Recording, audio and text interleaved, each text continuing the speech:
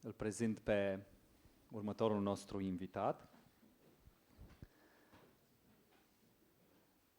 O voi face în engleză pentru ca și el să se simtă confortabil. So I do have the honor to present a friend, Charles White, from America. He teaches courses on Christian thought and history at Spring Arbor University. He studied in different places, in Harvard, in Gordon Conwell, Cambridge, and Boston. His undergraduate degrees in history and literature, and his PhD is in church history. He began his professional career as minister to students in Boston Historic Park Street Church, and he had the opportunity to travel and to teach in Australia, Nigeria, and the Philippines. He published several books, articles, and essays, and he also was involved in helping a crisis pregnancy center and raises money to support Bible women in India.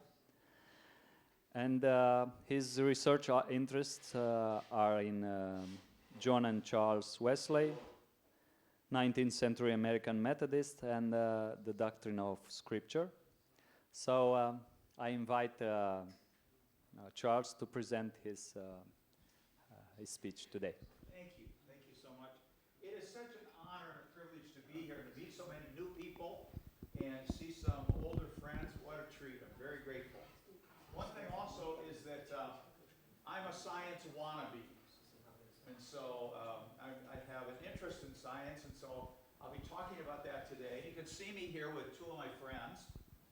Probably you recognize, okay, probably you recognize the one in the middle. Who's the one in the middle? Okay. And who is the one on the far right? You want to guess? That's the one who's Gödel. Okay, good. Okay, and so what we want to talk about is that what Gödel discovered mathematically shows that materialism cannot be true. Just a moment. Okay. If dacă mai are cineva nevoie de traducere, if there is somebody who need translation, okay. Da, țineți mâna sus. Keep your hands up.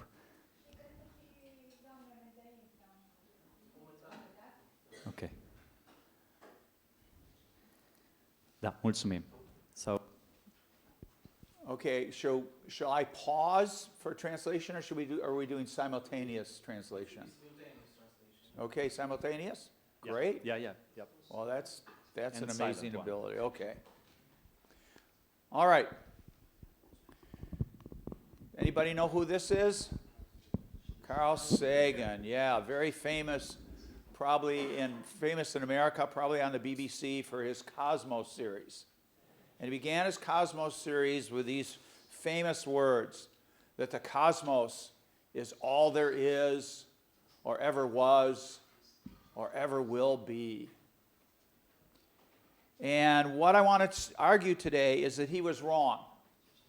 And Gödel tells us so. Now, as we begin, I want you to think about this chess problem. How many here have at least an acquaintance with chess? Okay, I want you to look at this problem. Think about it for just a little bit. You can see up in the top, black has the king and a rook, and a bishop and another rook, and then each side has 8 pawns, and white only has a king. Okay, so it's white's move. Should he take that rook? Just think about that. We'll come back to that later. I want you to be thinking about that in your subconscious mind. Okay? And what I want to show you is the talk today has several sources, one of which is Nancy Pearcey and Charles Thaxton. They wrote a book called The Soul of Science. And so I read that to learn what I'm going to tell you today. Also read a book by Stephen Barr called Modern Physics and Ancient Faith. Another book by Morris Klein called Mathematics, The Loss of Certainty. It's a really profound book. And here's where I got my picture of Gödel and Einstein. It's called A World Without Time, The Forgotten Legacy of Gödel and Einstein and Their Friendship. So these are some of the works that were helpful to me. So, but here's how we begin. We begin with Galileo.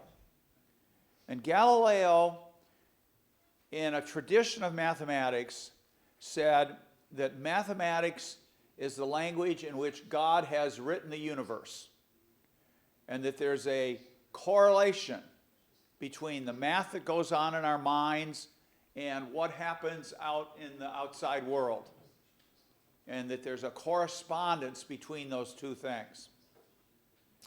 Well, David Hume said, no, there's not. And to explain how David Hume said, no, there's not, I want to tell you a really dumb joke. And this joke involves two Englishmen, and they are riding on a train, and they are going from London up to Edinburgh. And as they ride from London to Edinburgh, one of the men is reading a book. And as he reads the book, the two men are sitting next to each other. And as the one man reads the book, every time he finishes a page, he rips the page out of the book, crumples it up, and throws it out the open window, right over this man. He does that several times. And finally, the man here says, "Sir, why are you throwing paper out the window?"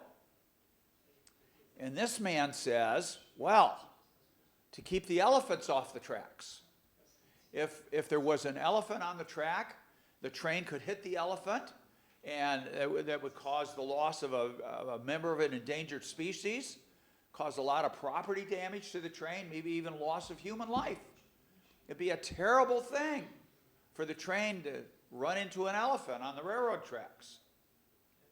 And this man here says, but sir, there are no elephants on the tracks. There are no elephants in Britain. And this man here turns to him and says, "Effective, isn't it?" All right. Now, what I'd like you to do is to find somebody next to you, somebody within a foot or two, and explain that joke to him or her, to make sure that everybody understands what is funny about that joke, or at least what do I think is funny about that joke. So talk to each other, and what's going on with that joke? What makes the joke funny?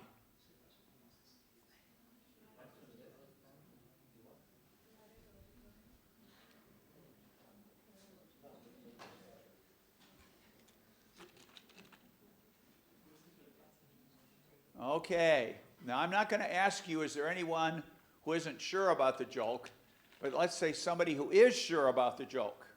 What's going on in the joke? What makes it funny? Who wants to explain that to me, please? Anybody want to try? No matter what you say, I'm going to say that's a good answer. Even if it's completely wrong, I'm going to say that's a good answer, and then I'm going to pretend to rephrase your answer correctly. So whatever you say, I'm going to say that's good. Who wants to try? It's funny because you told us it was. Okay, it's funny because I told you it was. That's a really good answer. Totally wrong. Oh, no. Good, thank you for that answer. Does anyone want to elaborate on that really good answer and give me an even better one? Yes, Mr. Philosopher. Well, maybe one could say that it mixes up causation with correlation in a totally absurd manner. Good. Say that in Romanian so everybody can pick that up too. Scuze. Rațiunea din care gluma este drăguță este că confundă cauzalitate cu corelație într-un fel complet absurd. Thank you. Yeah, that was really good. Exactly right. But that's a joke David Hume would never tell, because David Hume believed that there is no such thing as causation. He said, we cannot prove cause and effect. Now, obviously the man who was throwing the paper thought he was causing there to be no elephants on the tracks. But David Hume pointed out that we cannot prove cause and effect. We can prove that something follows something else, but we can never prove that one thing causes another. And so, since we cannot prove cause and effect, there are no laws of nature. That's what David Hume said. There are no laws of nature. And if he's right about that, then Galileo is wrong when Galileo said that mathematics describes natural law. Well, non-existent laws cannot be described by mathematics. So that's the problem. Now, Immanuel Kant said that Hume, and this is a very famous quote in philosophy, said, he roused me from my dogmatic slumbers. And in several different areas, but one of the areas that David Hume awoke Immanuel Kant was the area having to do with cause and effect, but it has to do with how the relationship between what happens in our minds up here and what goes on in the world out there. And this is Immanuel Kant. And Immanuel Kant said that we can never know or experience the noumena, by which he means the things in themselves, what happens in the world. The only thing we can know is what goes on in our minds, the phenomena. Now, the mind, he said, organizes the phenomena according to 12 concepts that are built into our mind, like firmware on a computer. And in case you don't know what firmware is between the hardware of the machine of the computer and the software program. But it's built right in so that when it gets power, when you turn on the switch, it tells the computer, go find the operating system. That's what firmware is. And so mathematics is one of the ways that our mind uses to organize the phenomena. So what Kant is doing, Kant is saying, I can't, bad joke, I can't prove that mathematics should work in the real world. But he saved math in our minds by taking it out of the world. So yes, it's going to be in our minds, but maybe it's not in the world anymore. And then this raised the question in mathematics. And the question is, should we, if we can't trust mathematics in the world, should we even trust it in our minds? So is math more than a mind game? Another way to think about this is, do we discover math, our mathematical proofs already there, and we find them? Or do we just invent them? Are they just something that's in our mind and we invent them? And then trying to figure out, is math just a mind game? Is it something that only happens in here? Or is it grounded in reality? And how do we show that it's true as well as being consistent? That's the question. And the first one who tried to answer that question was Gottlieb Frege. And Frege worked out a system that he thought he had demonstrated that arithmetic and algebra were reasonable and logically consistent. Frege's system was based on set theory. And he had included the possibility of nesting sets, and he even established that there could be something called, there exists a set of all the sets which do not contain themselves. So, and we could talk more about that later if you're interested. And he, as he began to publicize this idea, over in England, Bertrand Russell was thinking about it, And Bertrand Russell came to the conclusion that the idea of the set that contains all the sets that do not contain themselves is logically inconsistent. And it's similar to what we call the liar's paradox. Now, in case you don't know who that is, I'll give you a little bit more education in American politics. But okay, the liar's paradox is this. If a person whom you know to be a liar says to you, "Nothing I say is true," is that true or not? Because if it's true, he's lying. And if it's not true, then he's telling the truth. And so it's logically inconsistent. And there's a wonderful word in English for that. And we call that word autophagus. Autophagus, auto means self, phagus is your stomach. And so something that's autophagus means self-stomach, or it eats itself. It would be as if next to my office, I had an empty wall, and I wrote on the wall one time, I wrote, "Please do not read this message." So if you have, "Please do not read this message," how do you deal with that? But see, that's the liar's paradox. And Russell wrote to Frege and said, your system contains this idea which is autophagus, which is absurd, which makes no sense. And Frege realized that Russell was right. And Frege's solid foundation for mathematics rested on an absurdity. And he wrote, when he got Russell's letter, "Arithmetic is tottering," he shuddered. Now, wondering what other branches of mathematics were tottering, many mathematicians began to search for previously unrecognized holes in their arguments. And then also to say, what can we found mathematics on? What can we base mathematics on? And Bertrand Russell says we can base it on logic, and because logic is self-consistent.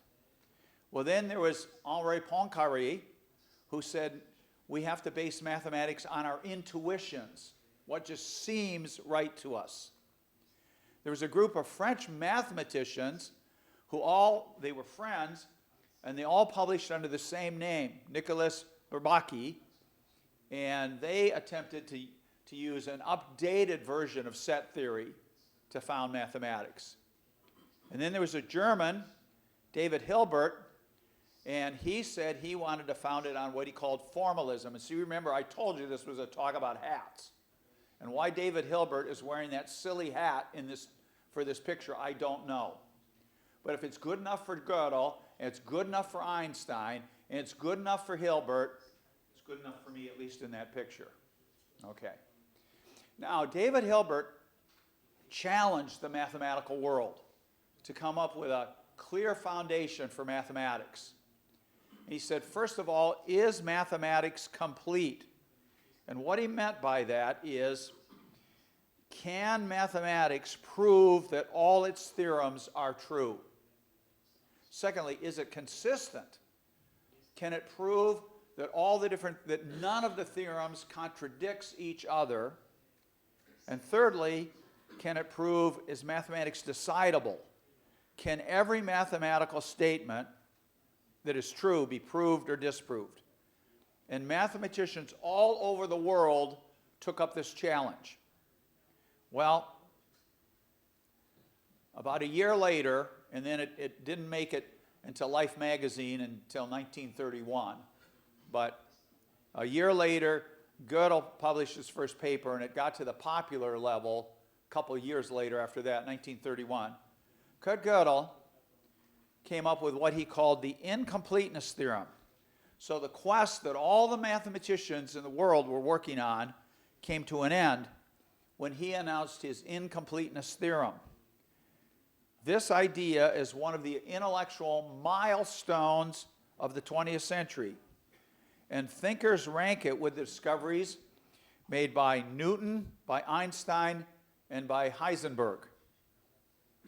Gödel proved that no system of mathematics will be able to prove itself completely. The incompleteness consists in the fact that there always be a true mathematical statement that no system will be able to prove. How Gödel proved this startling result is beyond the scope of what I'm telling you today, because none of you would understand it.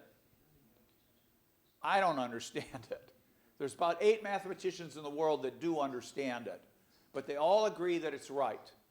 So that's part we're going to have to take on faith, that Gödel was right. And if you're interested and want to see it for yourself, go online, go to Google, Google it, and you'll see how he argued it. Okay. But the idea is that for any f, which we'll call any consistent system, a formal system, there exists a true statement which he calls G, which a lot of people call a Gödel statement, which is neither provable nor disprovable in that system. For instance, it shows that no mathematical system is consistent, complete, and decidable. So he answered all David Hilbert's questions by saying no, yes, no. Mathematical systems can be consistent, but if they are consistent, they're not complete, and they're not decidable. So for every f, every formal system, there is what he calls a G of f, which is a true statement, but which cannot be proven. So every mathematical system has one statement that could be expressed as, or to say that's like this statement is unprovable. If it's true, you'll never be able to prove it, so you won't be able to know it's true. But if it's false, then you can prove it's true. It's like the liar's paradox. It's the same problem that Bertrand Russell pointed out in Freude. And so, I'm not Freude, Freude. So this is not just a problem in arithmetic, or in logic. It's a problem that goes all the way through mathematics. And so there's always a statement which is obviously true but unprovable. Now let me give you an example. Okay, I'll give you a system. The system has odd and even integers. It has addition and subtraction in it. Now here's the statement. No 3 odd integers add to 20. Is that true or false? Pardon? It's false?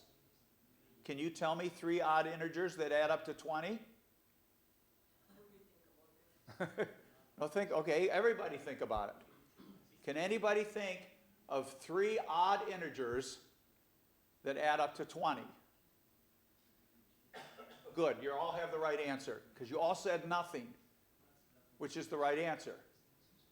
There's no odd, you can't take 3 odd integers and have them add up to 20. Okay? And you all know that. But how could you prove it? Well, the only way to prove it is this. Here's the proof.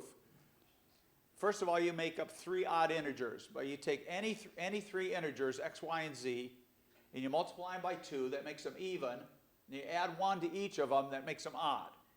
So 2x plus 1, 2y plus 1, 2z plus 1 are odd integers.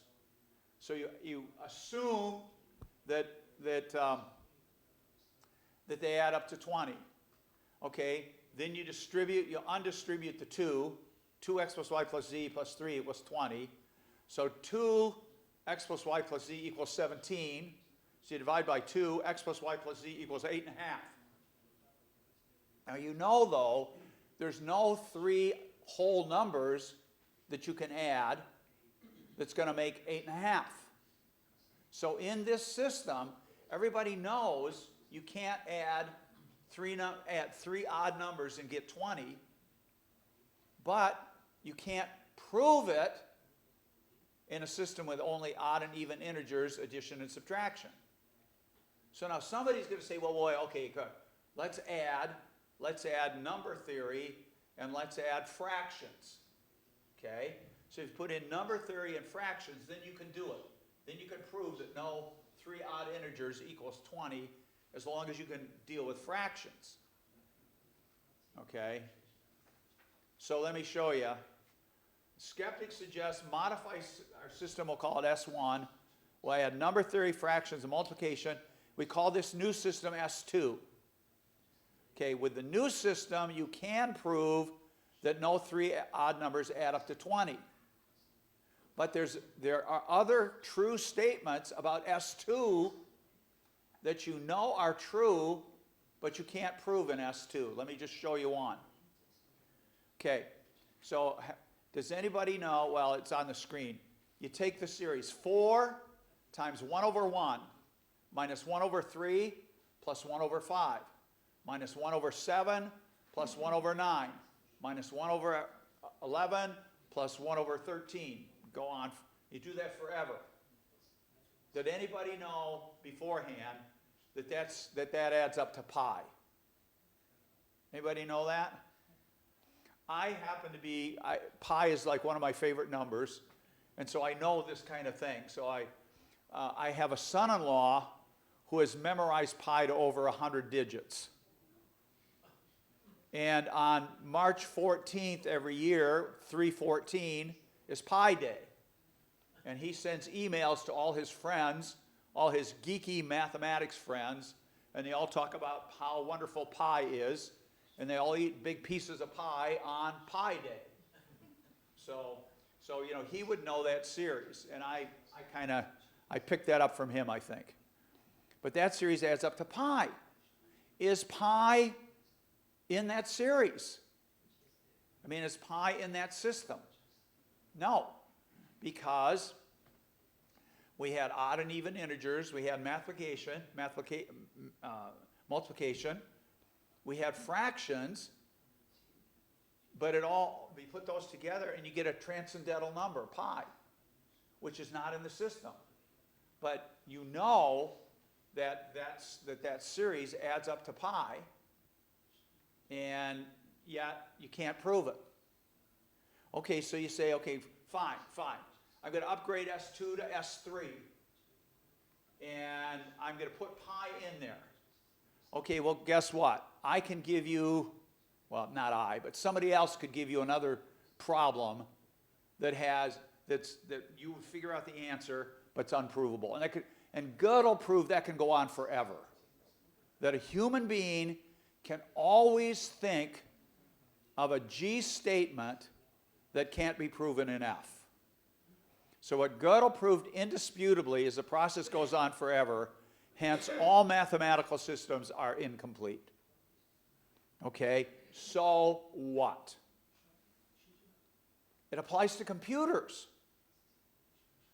Let's say P is a program with odd and even integers, addition and subtraction. And you say to the computer, can you add 3 odd integers and get 20? Even though you know it can't, the computer will never be able to figure that out. You know why? Why will the computer not be able to figure that out? Who can tell me?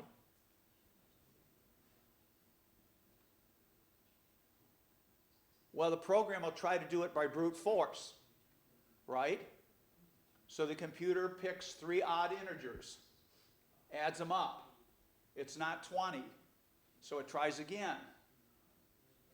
When will it exhaust the set of odd integers? Infinity. Never. It never will exhaust it. The computer never will be able to figure that out. Now, you might be able to add things to the program, but that particular program will never, and if you add things to the program, there'll be things that it can't prove. Now, this is Alan Turing. Alan Turing is the beginner of the great computer genius from England. One of the things he did is he helped to solve the Enigma code for the German the German code. Well, he figured out that once a mind understands a computer program, that mind can outwit the program because it can see G and the program can't. It can see something that the program can't see. Okay, so let me prove that to you. This is a problem that was set for human beings, and at the time, the best computer in the world. The best computer, when this experiment was done, was in the 1980s. The best computer in the world was called Deep Thought. It had beaten several grandmasters in chess. So it wasn't some kind of a novice, baby, stupid program. Okay. Now you tell me, should white take the rook? How many say yes? How many say no? How many say I won't raise my hand no matter what you say? All right. You guys, you've refused to make a commitment. Shame on you. No, okay. Okay. How many of you know enough chess to know this 50-move stalemate rule? In chess, if you go 50 moves without moving a pawn, without a check being given, or without a piece being captured, it's a stalemate. Okay? So, if white does not take the pawn, what's his only move? Can he move anything? What can white move if he doesn't capture that rook? Well, he can move something. He can only move the king. He moves the king around. Now, can black capture any piece? Who says yeah? Because I'll pay $1 million if you show me which piece it is. No, there's no piece black can capture. Can black get within range of the white king? No, because the pawn barrier. So if white only moves the king, he's going to get a stalemate. Let's say white captures the rook. Then he breaks the pawn barrier, and black's material advantage is going to come into play, and he's going to checkmate white, unless black plays really badly. So if white takes the rook, it's a suicide move. And instead of stalemating, he will lose the game. Okay, so generally, usually a fairly novice chess player can figure that out. Especially if you're not sitting in a class with a teacher putting you on the spot saying, think. I have this amazing ability in my classes that when I focus my attention on a student and ask her or him a question, it basically turns off his mind. And so then I ask them simple questions and they just look at me. So maybe that was what happened to you, that not being able to figure out that chess problem. But anyhow.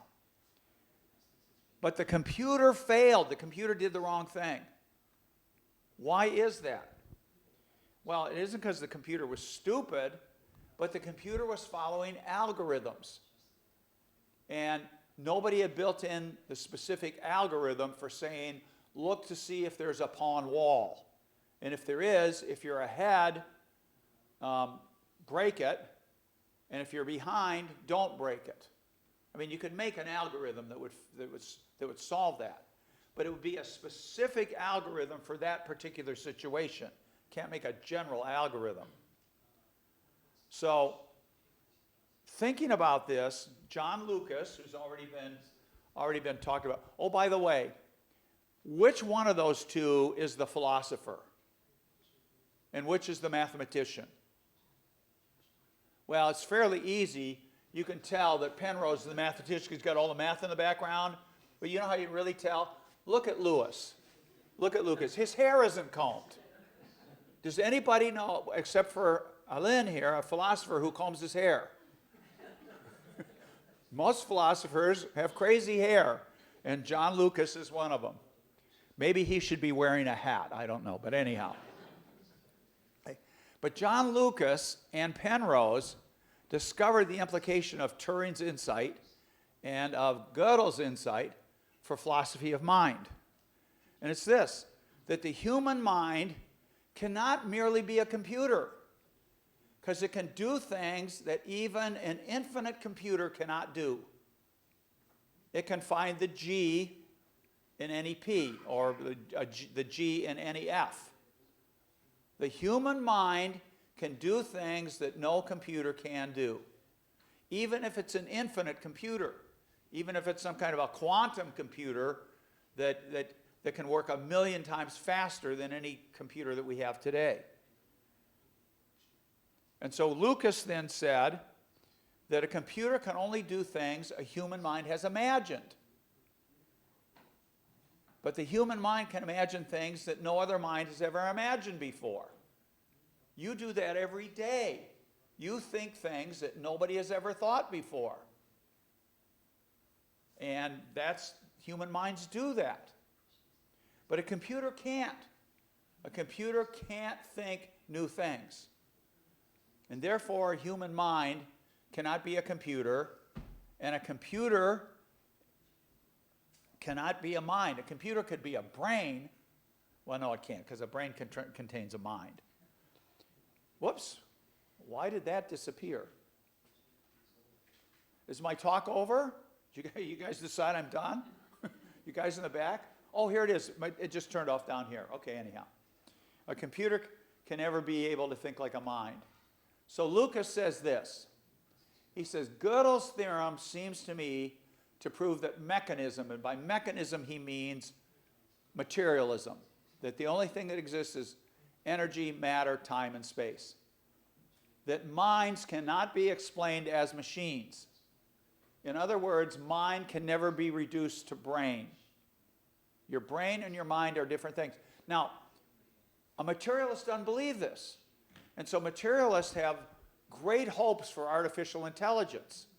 Because materialists say, okay, I've got a computer in my head that's made out of meat, or human flesh. It's made out of protoplasm.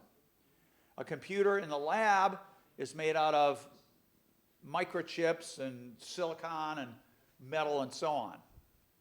Well, since there's nothing up here besides atoms, and since there's nothing out here besides atoms, there's no such thing as mind. There's just your brain.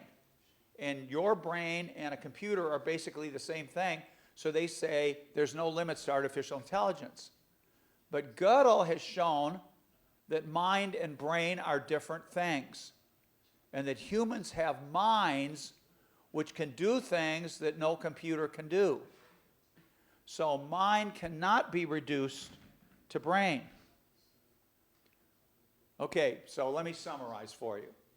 Who's this up here in the corner? Who's that? Kurt Gödel, okay? And who's that? Alan Turing, John Lucas, Roger Penrose. Based on their thought, we have seen that there is more to the mind than the material brain. Because this immaterial aspect of mind exists, QED, thus it is demonstrated that materialism is false with mathematical certainty. And thus Constance Reed, in her book on higher mathematics, says this shows that mathematicians will never be replaced by computers. The mathematicians, as long as there's math to be done, it will be done better by people than by computers, because people can do things that no computer can do. Auto power off. Uh-oh.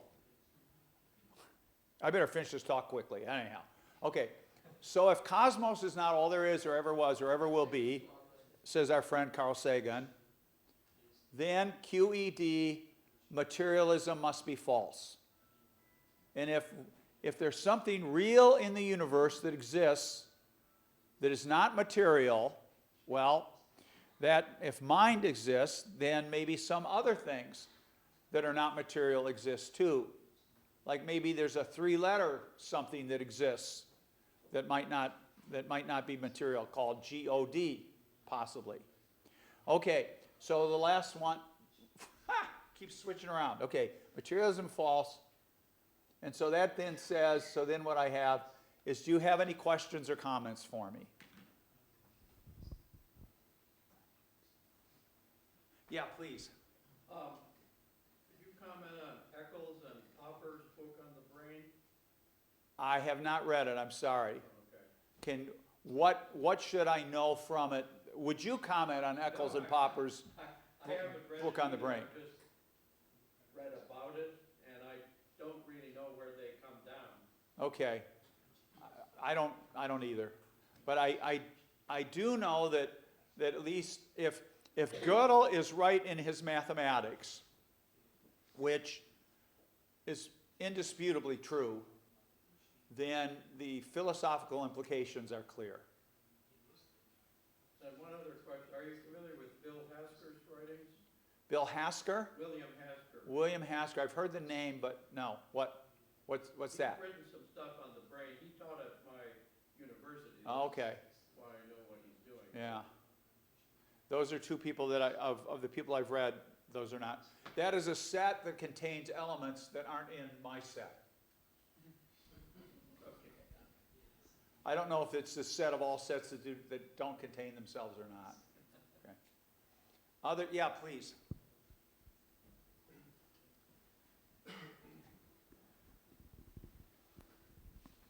Some people take issue with the obvious part of the Gödel theorem or of its application. They say that it's not the case that for every closed and complete, or for every formal system, Yeah. there is a G such that it's obvious to us that it's true.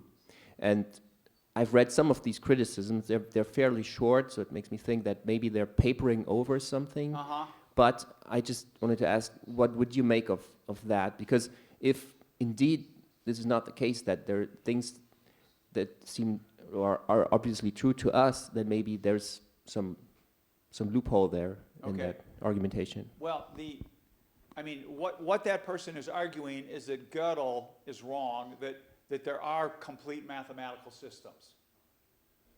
The point was, I read this in connection with AI, Yeah. with the computational theory of mind. Okay. Basically, that says that the human mind is a computer. Right. And so their argumentation was that Gödel's theorem cannot serve as a refutation of computationalism because it is not the case that for every formal system there is the G such that it is obvious to us that Right. it's true. So how can we say then that we're different from a computer because we're on a par with the computer and have Okay. to compute Excellent. that? And the way I would attack that is the first statement. I mean, it's begging the question. The question is there a difference between mind and computer? And that's what you're trying to figure out. But the very first statement that person made is that the mind is a computer. And so it's begging the question. So of course, once you put in that the mind and the computer are the same thing, then you get out that mind and computer are the same thing. But if you, because the person is saying that Gödel, since the mind is a computer, Gödel can't be right. I mean, that's what you said, right? I don't think that that's what they say. Okay, what do they say then? The question revolves more around the question whether there are statements that are true and undecidable. Right. I think they don't attack Gödel's theorem. They just say that it's not obvious to us Okay. that those statements are true. Okay, So and- we too would have to run some kind of brute force or some kind of Right. proof, if that's possible, to see that it's true. And the computer does the same, and then ergo, we're not different than a computer. Okay, the key there is obvious. And I might have used the word obvious, but like, was that chess problem obvious? If, you know, to most of us, when we first looked at it, it wasn't obvious, but then when we thought about it, it became obvious. The key word there is obvious. And so that we can figure things, we bring things to the table that the computer doesn't. We can think outside the box. And so we can add things to the system that the computer can't. And the question, the idea is the human being can and Gödel proved the human being can always bring something to the system that's not there for the computer. Now, the human could teach the computer that, but then there'd still be something else. It's the outside the box thinking. that that that limits the computer and makes a difference. The computer can only do what it's been taught to do. Yeah. And it's been taught to, well, like, have any of you ever heard of the Turing test? To figure out whether for instance, people, you interact by a keyboard with a source. And are you talking to a real person, or are you talking to a computer program? And you can type anything you want, and you watch the computer come back. Well, some of the people have been, it's fairly easy for people to figure out that they're working with a computer until the computer was programmed to pretend it was a 13-year-old Ukrainian boy who would make spelling mistakes and sometimes do non sequitur things. And so people said, well, if it were a computer, it wouldn't make spelling mistakes and it wouldn't say things that were off topic. And so it fooled the people. And they said, well, that must be a real 13-year-old Ukrainian boy, because if it were a computer, it wouldn't make spelling mistakes. And it would, I mean, some of us have actually been 13-year-old boys. And we know the logical problems that, and the way that 13-year-old boys can act. And so the computer fooled people thinking he was a 13-year-old boy. Well, that's because a human being thought, how can I fool another human being? I can tell him I'm a 13-year-old boy and fake that more easily than when they think it's a perfectly logical, trained computer. So that's just human beings figuring out how to fool other human beings. That's not the computer outthinking a human being to win the Turing test. Okay, if you have other questions, yes, please. Oh, I was aiming at both of you. You're in the same line of sight. Okay, first, yeah. Thank you for the wonderful demonstration of your hypothesis. I must confess that after your talk, I'm a bit relieved. I'm a medical doctor, and I know artificial intelligence is starting to be applied in the medical science. Right. There were always talks about computers replacing doctors, but now I'm relieved. Well, are you a radiologist? No, I'm a pulmonologist. Okay, because in radiology, the computers can do better than human beings. Usually, they can more quickly look at the X-rays and figure them out than human beings can. But there are other things that I've heard, especially in pulmonology, that it takes such intelligence to do that a computer will never be able to do it. Or something like that. Okay, thank you, yeah. I want to ask you regarding the reasoning of the brain. So, as you were thinking that the computer cannot think outside of the box. Yeah. So can the the computer could overpass his creator or not? Say that again, please. I missed the last 4 words. Yeah, if that being, the PC, would ever overpass the one who invented it, yeah.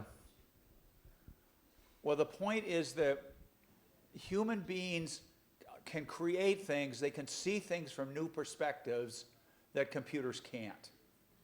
And Gödel has shown that, and it's also we can understand how that happens, because computers have to follow the rules. Sometimes we can figure things out that are true without following the rules. I mean, we've all had that experience. We know something is true, but we can't explain why or how we know it is true. And that's what it's a similar experience with a computer. Is that an adequate answer to your question? Yeah. Oh, good, thank you. All right. Well, if anybody's interested, email me, cwhite@arbor.edu. And, I'll try to engage with you. C. White for Charles White at Arbor. I teach at Spring Arbor, arbor.edu. Thanks so much for your attention. It's been really fun to work with you.